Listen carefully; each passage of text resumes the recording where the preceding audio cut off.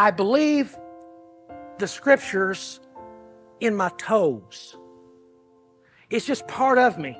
It's my only hope. Welcome to The Timeless Gospel, a podcast that showcases the sermons of Larry Horton. Larry spent his life proclaiming the good news of the gospel. His daughters, Joy and Faithann, continue Larry's work by sharing and discussing his sermons. Each episode features either a full sermon or a discussion that Joy and Faithann have about the sermon. Joy and Faithann's great prayer is that the grace of God will be revealed to you through this podcast.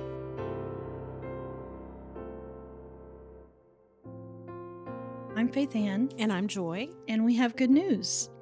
Now, I say that with a little bit of grain of salt. We're hoping that this is going to be an edifying episode for you. We are trying something brand new. So we are going to be discussing clips, and then you'll hear the entire sermon on YouTube.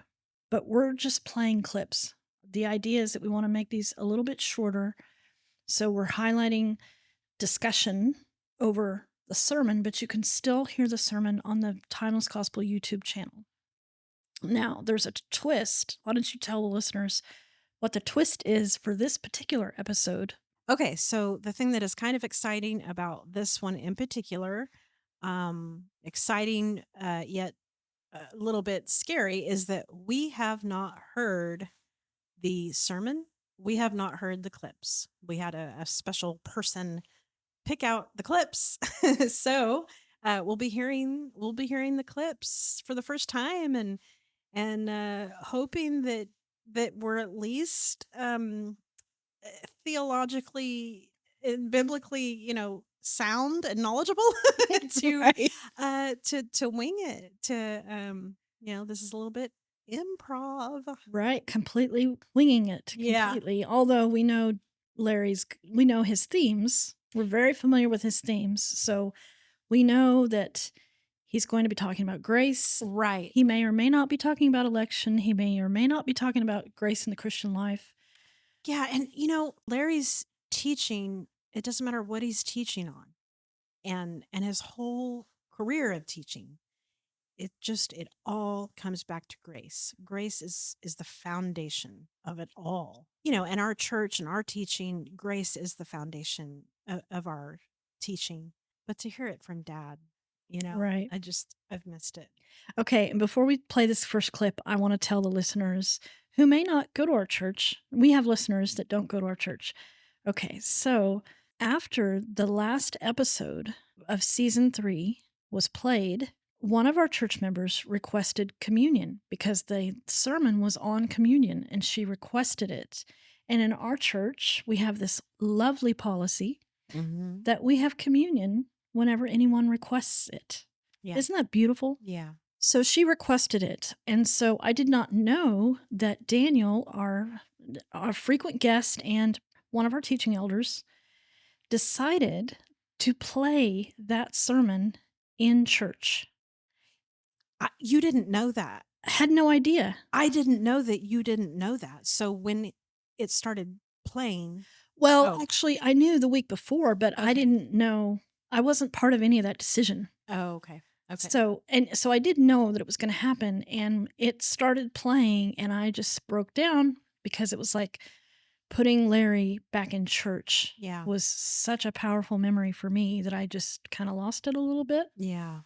And it, it was a beautiful sermon, and then we had communion after. So Yeah. it's truly the case that grace is a foundation, and I think a lot of pastors might say that it is. With Larry, it is. Right. You ready? Yes. The disciples were arguing who would be the greatest, and then he washes their feet.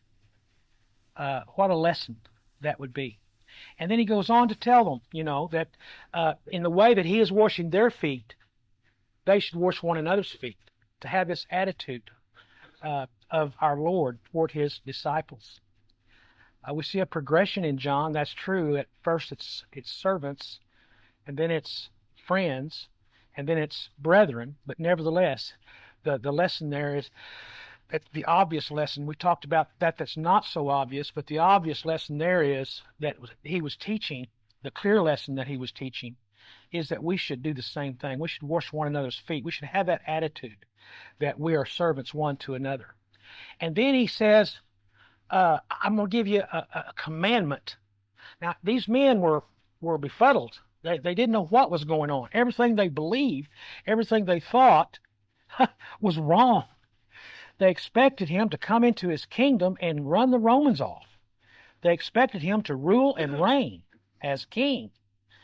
And everything went haywire. They just were confused. They just did not understand what was going on. And so after this of the supper, and then changing the supper, or after the supper, bringing into effect one or the other, and I'm not sure which. I don't think anyone else is either. The blood and the body and the blood of Christ concerning the new covenant. Even though this was before he died, there's no make believe with God. The promise of God is the same as a deed of God.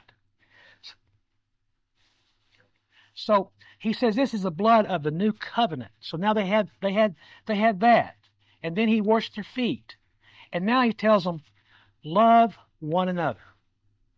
This is a commandment. I command you, love one another. And then after telling the disciples that I command you, love one another. Do you see what's just happened? Now love one another. New commandment I give unto you.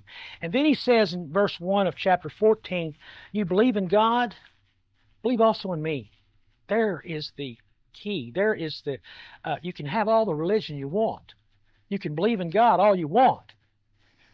Believe also in me. And so we have love one for another, and then we have faith in Christ. And you were worried. Well, yeah, and I was just thinking, oh, there's so much there. There's so many things that can be said there. You want me to start? Yeah. Well, this reminds me a lot of that bruised reed, what we talked about, I don't remember, a couple episodes ago about the comfortable excuse. And I have used that, since you told me about that, I have used that in my thinking.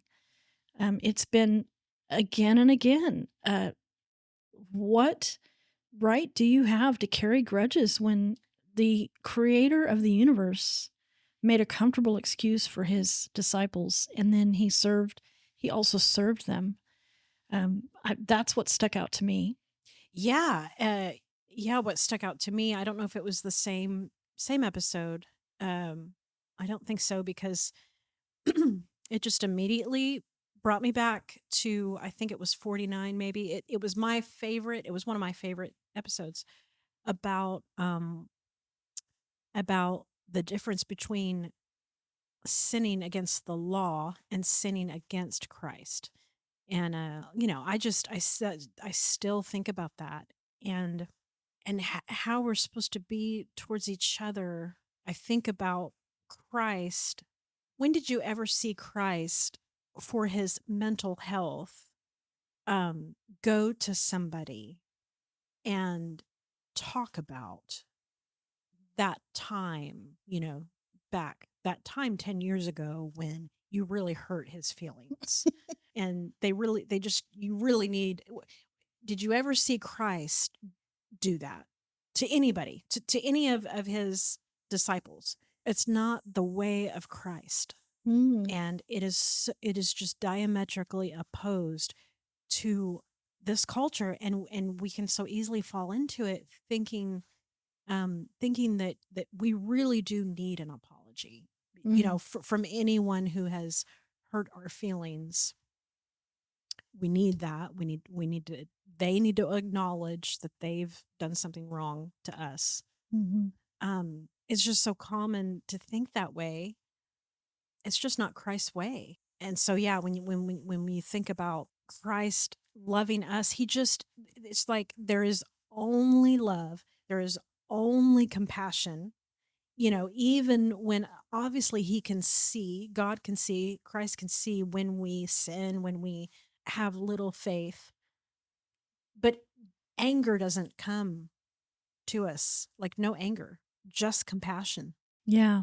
And it's beautiful. And Yeah. It's a wonderful way to be a Christian.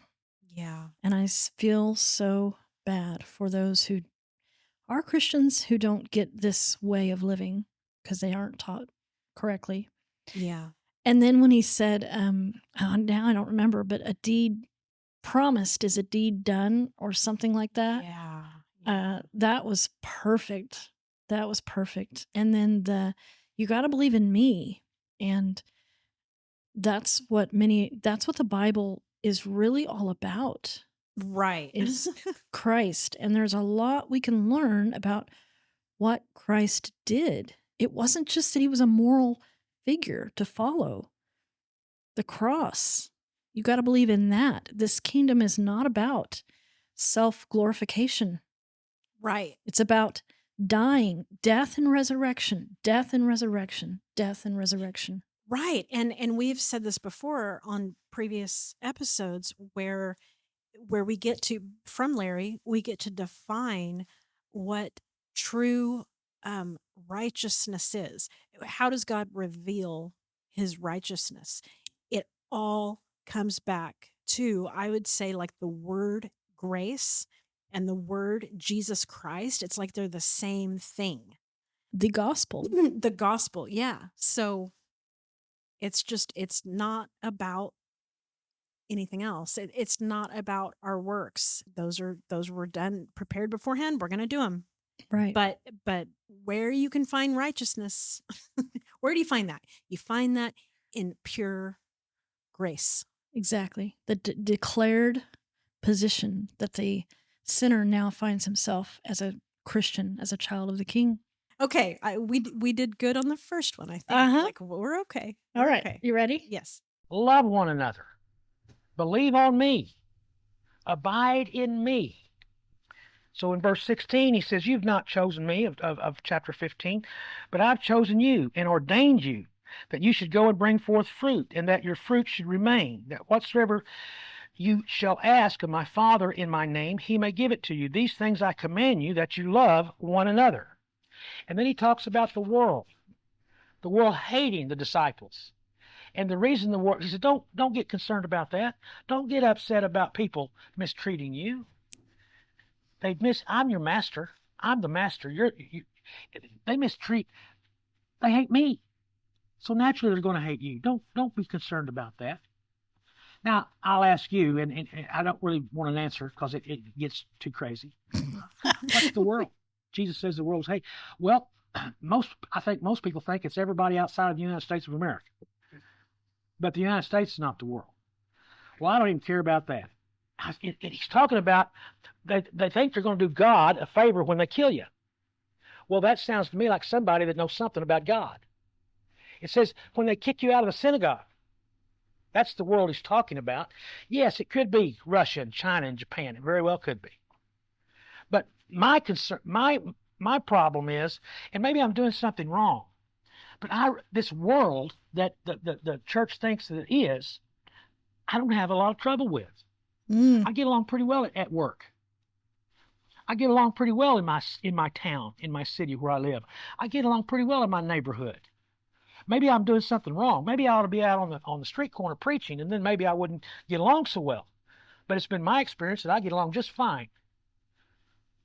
Where I don't get along well is within church. That's where I have my problems. Because they don't know the truth. And they have kicked me out of church thinking they've done God a favor years ago. No one's killed me yet. But that's where I have my problem. I have my problem with the religious world. Could be. Now, in verse 7 of chapter 16, after he instructs them that they're going to have problems, they're going to have difficulties, but that's not a problem at all, because the world hates me. I am your Lord. I am your master. You are my followers. You're going to follow me. If the world hates you, don't worry about it. It's okay. And in and I'm getting to my point now before we get to John 17, verse 7, nevertheless, I tell you the truth, it is expedient for you that I go away. How could they possibly have understood that?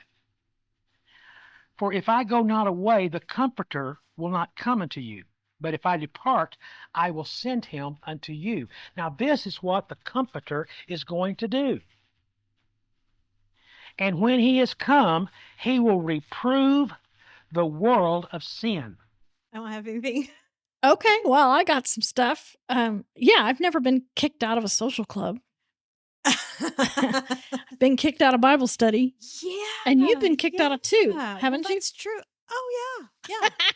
Oh, yeah. I've been kicked out of two. Yeah. Well, yeah, that's so true. And not just the Bible studies, but I wasn't kicked out, but it came to a point where I think if I would have kept going, I would have gotten kicked out. With the co-op. And that's relevant to what he's saying. I actually was privy to some emails going back and forth that accidentally got sent to me that I wasn't supposed to see between the co-op ladies, committee ladies. And I mean, they were about to get rid of me anyway, like before I left. There was that language of what's that language when a church wants to kick somebody out, but they don't say that. They say release. We're going to release her. Oh, I saw that. From 1984, isn't yes. it? Mm-hmm. But yeah, he's so right. It's so relevant because you would think, oh, well, a co-op group, well, that's just a social group. You know, what's the problem there? No, they took it to that level of spirituality. That is where it just you can't make it work. You can't make it work when religious people are gonna put that on you, and just that constant measurement that you really, I mean, maybe a person could withstand that if they were really strong. You know, sometimes I think if I was just stronger, I could have bared it and just kind of laughed at them and did like how Dad actually encouraged me to just say, hey, quit sending me emails. Right. You know, just stay in the group and go to the functions, whatever functions I pick. But then, you know, if they're going to send rules about lengths of dresses, and that the rules are really vague, actually. So if you're not sure, just send us a picture of your girl's dress. Mm-hmm. When I told him about that, and I was a mess. I was just so upset. And he says, Joy, just tell them, quit sending me emails. And now practically they probably couldn't have not sent me emails and everybody else, but it doesn't matter. Like I was so caught up in it that even the thought of just going to them and saying, hey guys, like I don't want any part of that. Like, don't send me stuff like that. It's gross. Mm-hmm. Like you're trying to come in and be my spiritual leader. Like you're trying to be my preacher. My own preacher actually doesn't do this crap, but you're trying to take that role, and that's pretty gross. So stop. I could do it now. Right. I could in my mind playing this whole situation out. I could do it no problem. But in the moment, they have so much power. They have so much power over your psyche, your feelings, all of that. This spiritual abuse, really. Yeah. It's a big deal. It's a much bigger deal than getting made fun of maybe at work. Right. Yeah, it's about that power. The world may scoff at you, but they don't have any power over you. But when you ingrain yourself into an organization that has the religious aspect, now you run this huge risk of participating in a culture where the longer you participate, the more and more their opinions matter to you. Yes. And then it's not just you, it's your kids too. Yes. And, mom's upset. She pulls the whole family out of the co-op, and now the kids are mad at you because they don't understand what's going on. Yeah. I think I said, when you need a support group for your support group, it's time to quit your support group. Yep. Yep. Yeah.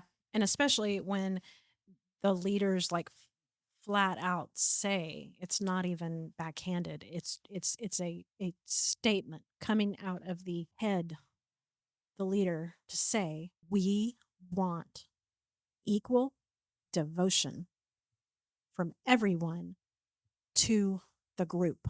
Wow. Yeah. Not not homeschooling.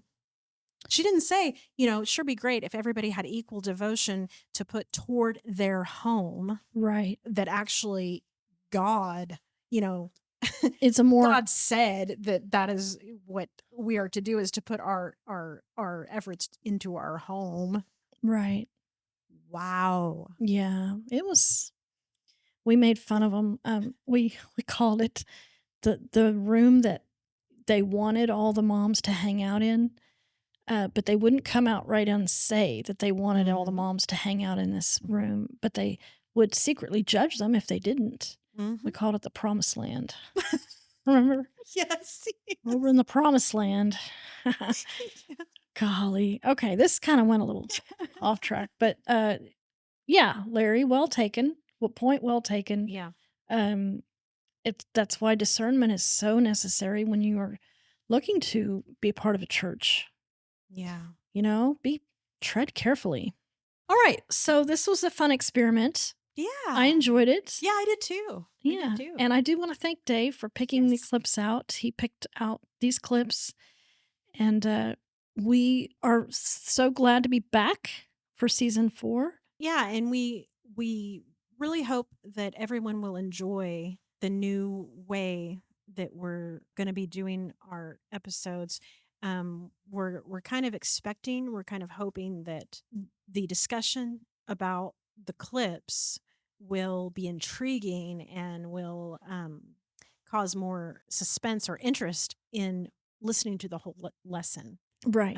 And, it won't always be that we don't know. I mean, this was kind of fun to play around, and we'll see if we want to do it again. But for sure, there will be times when we know what we're going to say. Yeah. And we're looking to start a new book, the book of Colossians. So pretty final on that decision. So look forward to that. And listener, as you move in the world, thank God every day that you found this podcast. And I'm not saying that because I want any glory or Joy wants any glory, but we're just so thankful that you found this podcast so that you can rest in the finished work of Christ on the cross for your Christian life.